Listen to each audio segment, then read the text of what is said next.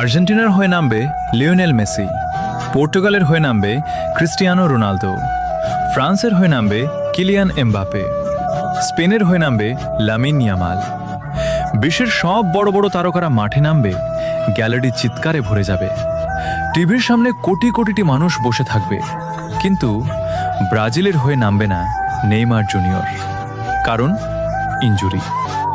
এই একটা শব্দ বারবার থামিয়ে দিয়েছে তাকে।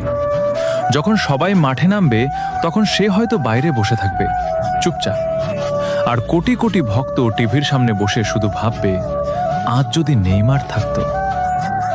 ইনজুরি তাকে ছাড়েনি, বারবার কেড়ে নিয়েছে তার সেরা সময়। হয়তো এই ইনজুরিগুলো না থাকলে আজ তার নামের পাশে থাকতো ব্যালন ডিওর, থাকতো একটা বিশ্বকাপ। কিন্তু ভাগ্য সব সময় সবার পক্ষে থাকে না। নেইমারের গল্পটা ট্রফির না, নেইমারের গল্পটা কষ্টের।